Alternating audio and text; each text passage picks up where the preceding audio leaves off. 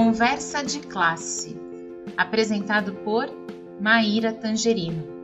Aqui, mentes únicas se encontram em conversas plurais.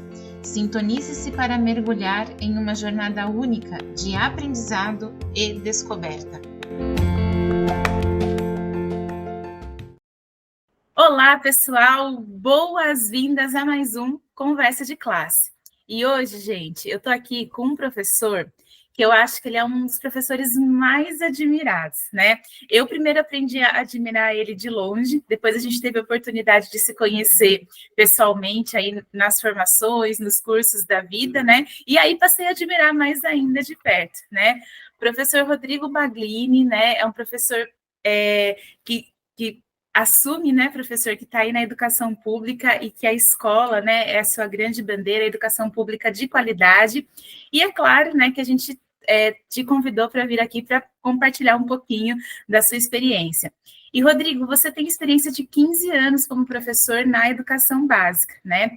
E você sempre destaca, eu acompanho você nas redes, né? Eu escuto você falar, já tive a oportunidade de conversar sobre isso com você, e você destaca que o verdadeiro significado do ensino é essa busca, né, para refletir aí em práticas diárias. Eu queria saber como que você encara aí o papel do professor nesse processo. Professor Rodrigo Baglini, boas-vindas à Conversa de Classe. Oi, gente, tudo bem? Eu tô muito feliz, de verdade mesmo. Conversar com a Maíra, conversar com vocês é algo muito, muito bom. E eu acho que para a gente começar a entender qual é o papel do professor dentro desse contexto, a gente tem que entender que o professor, embora para quem ama a educação, para quem é educador, para quem é educadora, sabe disso, o papel do professor ele tem que ser um grande mediador do processo de ensino e aprendizagem. É uma espécie de curador de uma apresentação de uma exposição de um museu. Então ele vai curar, ele vai analisar, ele vai mediar. E quando a gente fala, principalmente na educação pública, o professor ele passa a ter um papel substancial dentro desse contexto. Não que professores em outras redes não tenham, claro que não. Mas considerando que a educação pública ela está presente na realidade posta da maior parte dos estudantes, o professor ele tem que ser mediador por um simples motivo. A construção do conteúdo ela é muito importante, ela deve ser posta, ela deve ser apontada. Entretanto, é com a mediação que o professor consegue inserir aquele estudante num contexto de cidadania ativa. Esse é o papel. O professor ele tem que ser mediador para inserir o estudante num contexto de cidadania ativa. Sobretudo reconhecendo seus direitos, sobretudo reconhecendo seus deveres, sobretudo ajudando o seu território, ajudando a sua comunidade. É fácil? É claro que não. Eu posso vir aqui com um discurso extremamente romântico, falando que o papel do professor é mediador e que tudo dá certo e que as coisas caminham numa linearidade maravilhosa. Não é assim. A educação ela só é viva porque ela gera rusgas, ela gera conflito, ela gera problemas e nós, enquanto por muitas vezes bombeiros de fogos que estão já quase que comendo toda a educação, estamos lá. Então, o professor, para além de uma pessoa que transmite conteúdo, ele tem que ser um mediador. Quando a gente pensa, então, em todas as relações da educação pública, é muito claro a gente trazer os contextos do professor Paulo Freire, quando ele diz mesmo que a gente não pode ser apenas um cara que transmite, valorizar uma educação bancária. A gente tem que contrapor a isso. E embora a educação bancária é um ponto de crítica e que se valida, a gente não assiste isso hoje. Não assiste. A gente não assiste, principalmente com os modelos de ensino e aprendizagem prontos, onde o professor, que de fato tem que ser o mediador, ele vem recebendo todo esse material pronto. Ele não consegue mais conduzir o seu status quo, ele não consegue mais conduzir a sua dialética, isso, ele não consegue mais conduzir a sua dialética de um processo de ensino e aprendizagem. Então, a gente está num conflito muito grande e volto a falar, o espaço de transformação real, o espaço de transformação efetiva é na educação pública, porque é onde estão as nossas crianças e com discurso ou não, é onde está o futuro do nosso país. Rodrigo, sensacional, uma aula, né? Porque eu acho que você traz com muita clareza e efetividade, não ignorando os desafios, né, que existem mesmo na sala de aula, mas também entendendo que os desafios eles estão aí para a gente também poder superá-los, mas não é superar de qualquer maneira, né? Isso que acho que é o mais importante. Você traz um valor que é essencial, e aí você cita, né, Paulo Freire na sua fala e na sua abordagem educacional. Eu queria saber como que você acha que os princípios freirianos se manifestam na dinâmica da sua sala de aula e como que você envolve os alunos ativamente aí no processo de aprendizagem? Quando a gente fala em princípio freiriano, me vem uma frase dele, olha que legal, quando ele diz que a escola é feita de gente. Olha que curioso, né? Quando ele escreve a Pedagogia da Autonomia e a escola é feita de gente. Vamos entender um pouquinho disso? Olha que legal. Como que isso vai se manifestar? Se a escola é feita de gente, logo, gente não é um quadrado. Logo, gente não é algo padrão.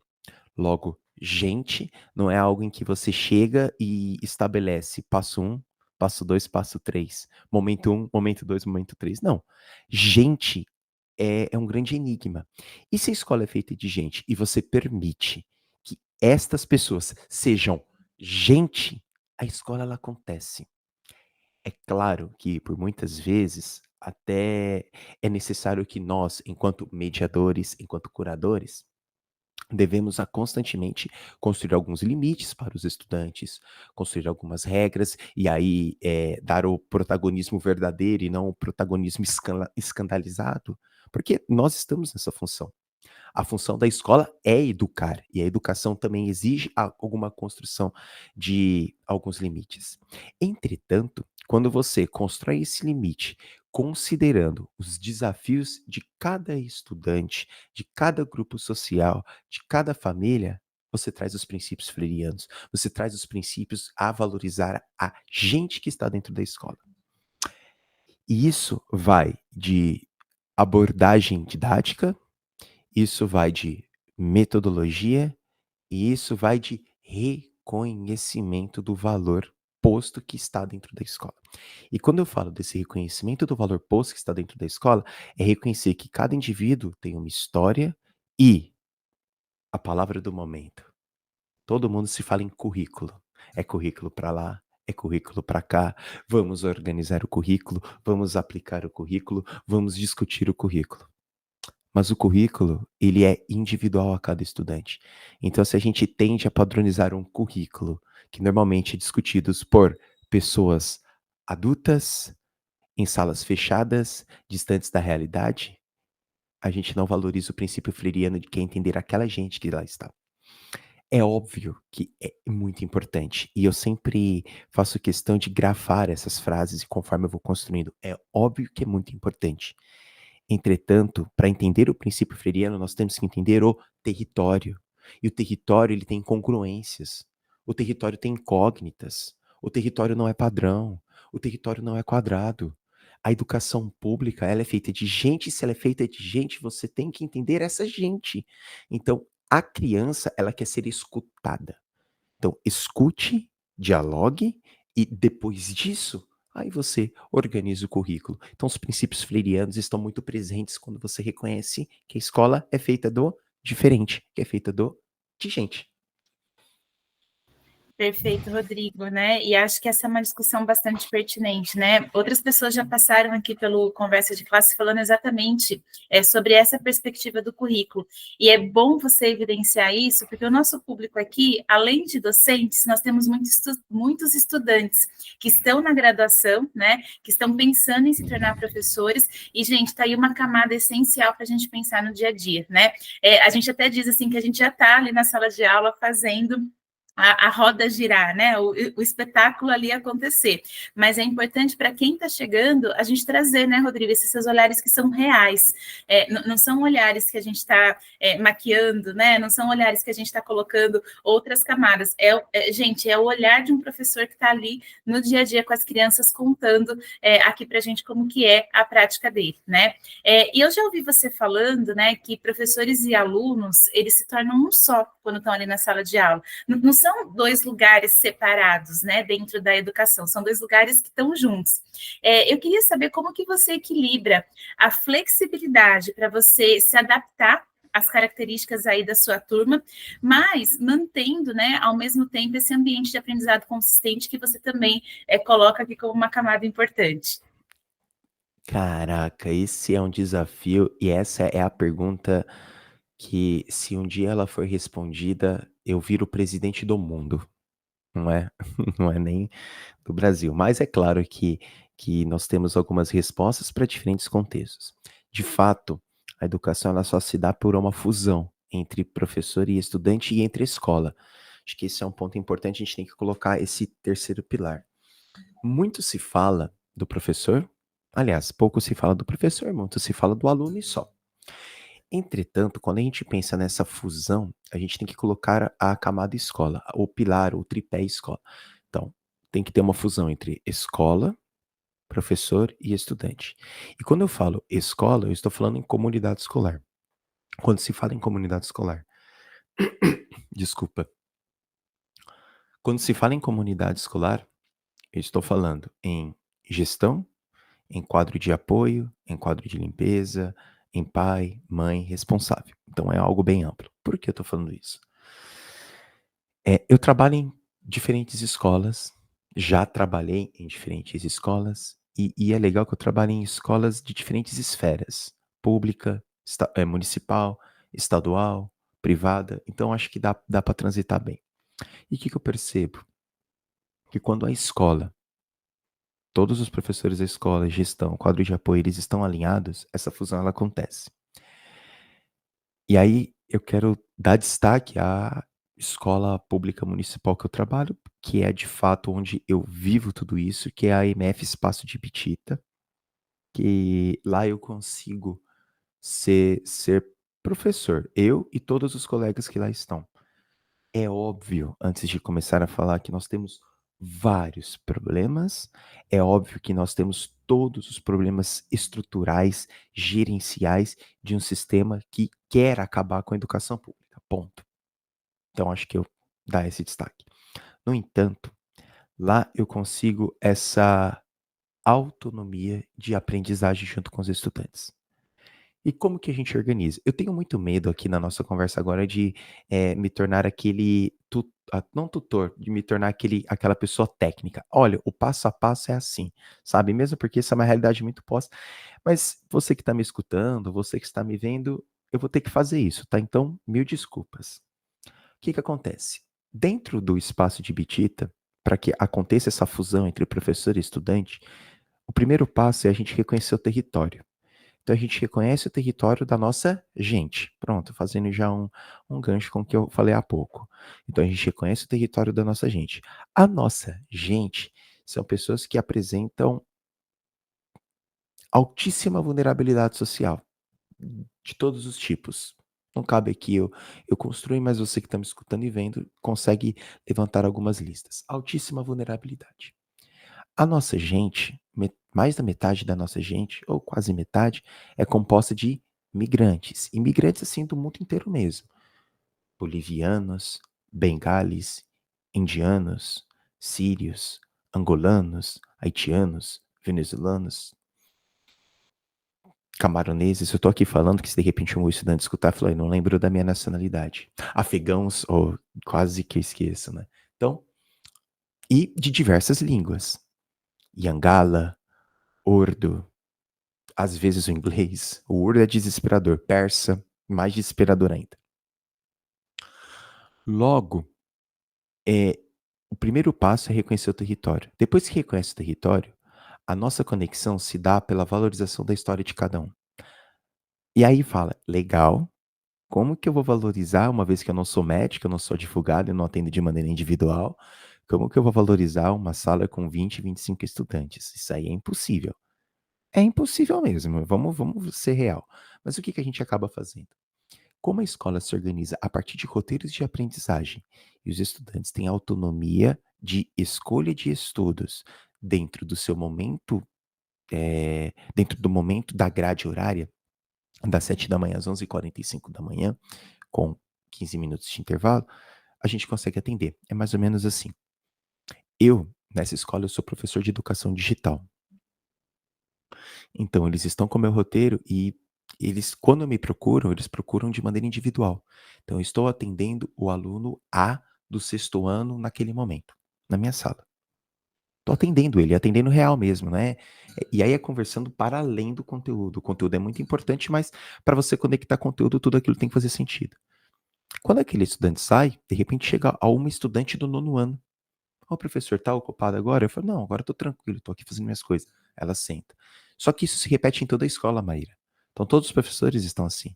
Então, a todo momento, um professor está atendendo de maneira individual o estudante. É claro, gente, não vamos ser aqui extremamente inocentes e achar que a gente vive o mundo da professora Helena do Carrossel. Ah, então quer dizer que quando você não está atendendo um estudante, o outro está conversando com o professor, naquele frenesi. Claro que não, são adolescentes. Vai ter estudante que não vai querer procurar a gente, vai estar brincando, vai estar mexendo no celular, vai estar bagunçando, vai estar brigando. Ué, são adolescentes. E aí, o que que você faz? Como a gente tem esse contato muito próximo, a gente vira e fala: Ô, Chuchu, vem cá conversar com o professor. Sua vez. Não, professor, eu não quero. Sua vez, senta aqui. Me mostra o que que você está fazendo. Quais são os roteiros? Ou seja, é o papel do cuidado também. É óbvio. E todos eles vão fazer tudo que você pede? Não, mas eles sabem, mas tem uma coisa muito importante, quem faz e quem não faz. Eles sabem que eles estão sendo cuidados. E essa é uma diferença. Eles sabem que eles estão sendo cuidados. Eu vou dar um exemplo que eu acho que foi muito legal. Tinha uma estudante no 7º ano passado, ela não estava fazendo as atividades, estava com alguns problemas de adolescente. Chamei ela e falei: olha, fulano, é o seguinte, se você continuar do jeito que você está, vamos fazer um combinado? Eu não te procuro mais. E eu, como tutor, lembrando, deixa eu só explicar lá, cada professor é tutor de no máximo 16 estudantes. A gente organiza a escola para que cada professor seja responsável direto só de 16 estudantes. Aí você fala, mas é pouco. Não, não é pouco, a gente tem muitos professores, divide, então você põe 10 professores, já são de 160 estudantes. Então dá, tá, gente? Dá. Isso é importante. E quando você só cuida de 16 diretamente, as coisas ficam mais fáceis. Chamei essa estudante e falei assim, falei, fulana, nessa proposta de fundir o professor e o estudante, cara, você não vem fazendo as coisas, você não tá afim, tal, aquela conversa que você tá cansado de saber, né, gente? Vamos fazer um combinado? Eu não vou mais te procurar, não vou. Eu não vou mais te cobrar, não vou. E eu vou fazer melhor. Quando eu estiver no corredor, que os alunos lá eles podem circular com essa autonomia, então, sabe, eles estão em constante circulação na escola. Eu vou passar reto por você. Não vou nem dar bom dia, nem boa tarde. Combinado? Aí ela, no momento, virou e falou: tá bom, quero estudar. Beleza. Avisei todos os professores. Falei, gente, é uma escolha dela. Os professores, se lá, tem uma unidade entre os professores muito grande. Isso também ajuda. A unidade é muito grande. Eles confiam no que o tutor fala. Aí os professores, alguns, ai, Rodrigo, mas isso vai ser ruim. Falei, gente, vamos fazer 2 dias, sabe? Vamos passar, vamos invisibilizar. Olha que louco, né? 2 dias só. No terceiro dia, ela bate a minha porta. Professor? Falou, pois não. Posso falar um negócio com você? Foi claro. Ai, professor, é tão estranho ninguém me cobrar nada. É tão estranho não ter bom dia. Virei pra ela e falei, é sério, Chuchu? Mas, poxa, você tá fazendo aquilo que você quis, ó. Ninguém tá te cobrando. Tá, você tá passando tranquila. Você tá conversando com todo mundo. Aí ela falava assim, claro que na maturidade de uma criança de 7 anos. Eu não sei, tá estranho. Óbvio que nós compreendemos. Tá estranho porque a gente invisibilizou, sabe? Acabou excluindo. E aí, isso é a fusão. Eu falei, então vamos fazer o seguinte? Posso voltar a ser chato com você? Posso. Os professores podem voltar a ser chato com você? Ela, pode. E aí, o barco seguiu. Esse é o ponto. E quando você estabelece uma educação que não seja feita pela dialética, que não seja feita pelo diálogo, você invisibiliza. Invisibiliza mesmo. E aí, olha que piração, Maíra. Olha que piração. A gente vai ter um grande problema de caráter ético-educacional aqui. Porque muitos professores hoje, eles têm que trabalhar demais. Mas assim, demais, gente. É absurdo. Demais. Volto a falar, gente, eu não quero ser romântico, eu vivo uma exceção à regra. Eu trabalho numa escola que é muito incrível, tá bom? Então, assim, é importante destacar isso. É pública, mas é incrível. Mas eu reconheço isso. E aí, onde o professor ele tem que atender para cada sala 40 estudantes. Esse professor vai ter 15, 16, 17 salas. Com a redução que se estabeleceu em geografia, em história, em filosofia, então, para o professor ter uma grade de 32 aulas, ele tem que pegar, por exemplo, um professor de filosofia, ele tem que pegar 32 turmas. Essa é a realidade. Cada turma com 40 alunos, 400, 800, 1.200, 1.300 estudantes. É óbvio que esse professor ele não vai atender os 1.300 estudantes. E é óbvio que esse professor, sem querer, ele não quer, gente, mas ele vai invisibilizar 90% dos estudantes. E aí ele invisibiliza. Mas sabe por que ele invisibiliza? Porque ele também é gente. E aí ele vai ficar cansado e aqueles estudantes também vão ficar cansados e não vai estudar e vai abandonar e já era. É uma estrutura posta. A gente percebe isso. Uma coisa é eu falar de 16, 17 tutorandos, outra coisa é falar de 1.300. Então é assim. Mas ao mesmo tempo, eu vivo outras esferas, eu vivo outras realidades no Estado, na privada, que, meus amores e minhas amoras, é a mesma realidade de vocês. E por vezes, sem que eu queira, a gente acaba, sem querer, deixando alguns estudantes de lado. Percebe? Olha os valores éticos, olha os princípios educacionais, como nos são colocados sem que a gente queira, sabe? Então, pensar nessa fusão de ensino e aprendizagem, ela só acontece pelo diálogo. Porém, eu trago essa reflexão. A gente sabe como fazer. Todo professor sabe como fazer. Mas não nos deixam fazer. Entende, Maíra? Então é possível sim. Mas você precisa do diálogo. Logo você precisa de uma estrutura. E quando eu falo em estrutura em todos os sentidos, logo você precisa de um corpo docente muito ativo. Logo você precisa de uma escola muito ativa. E eu também não quero falar que quer dizer então que todas as minhas tutorias, todos os meus estudantes fluem. Não, gente, tem dia que eu tô muito bem e tem dia que eu tô muito pistola, sabe? E eu brigo com isso, a gente fala, por que você não fez? E é isso, porque também mostra o cuidado. Eu acho que o, o efervescer do sentimento com o estudante também é um cuidado. Porque é quase que, no meu caso, é um pai falando com o filho, sabe? Meu Deus, eu não quero te ver, eu já sei, vamos. Então, sabe aquele chacoalhão? E tá tudo bem. E tem dia que a gente tá dando risada. É isso. Então, a fusão do processo de ensino e aprendizagem ela é muito necessária, Maíra. Porém, tem essas reticências no meio dessas frases sem exclamação. E Rodrigo, são várias camadas em que você também aponta, né, que isso perpassa pelo reconhecimento daquilo que o professor é. Mas, gente, não estou falando de um reconhecimento unilateral, né? Não é somente o professor tomando essa consciência, né? É todo um contexto social tomando essa consciência do qual é esse papel do docente, né? E de como ele tem muitas nuances, né? Como você está trazendo, né? E que não está mesmo no tecnicismo, né? Não vai ter uma metodologia, uma abordagem que ela vai te ensinar isso, né? Mas o que vai ter é essa conexão que a gente está fazendo agora, né? Eu sei que é uma conexão assíncrona, né? Vocês estão ouvindo aí o Rodrigo falar num outro momento, mas acho que também precisa partir um pouquinho da gente mostrar esses exemplos, né? E, Rodrigo, você falou muito de como que você traz, né, reflexão e questionamento para os alunos. Eu queria saber se você pode complementar essa resposta, falando um pouquinho do trabalho colaborativo, né, porque você falou dessa tutoria 1 a 1, né, dessa proximidade 1 a 1, mas como que você também traz, né, a construção do conhecimento de forma colaborativa na sua sala? Muito bom. Muito bom mesmo. É, eu vou começar falando assim, não é eu que trago, é a escola que traz. Eu acho que a gente tem que começar a pensar dessa maneira, sabe? Eu até fico muito triste quando eu vejo essas premiações, esses projetos. A pessoa vai se inscrever e aí põe lá, nome do professor autor. E aí a pessoa fala, aí você escreve 5, 6, 7, não, não pode, é um só. Cara, já era. Essa premiação já não valida a escola. E eu não tô falando de uma, tá? Tô falando de quase todas. E por esse motivo, muitos professores e professoras do Espaço de Bitita não escrevem o projeto. Porque é muito difícil você falar, o professor, o meu projeto. Então é o nosso.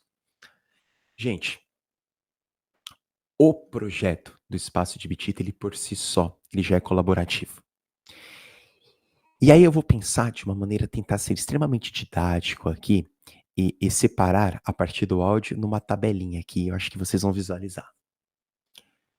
A gente tem um trabalho colaborativo de professores, nós temos o trabalho colaborativo de estudantes.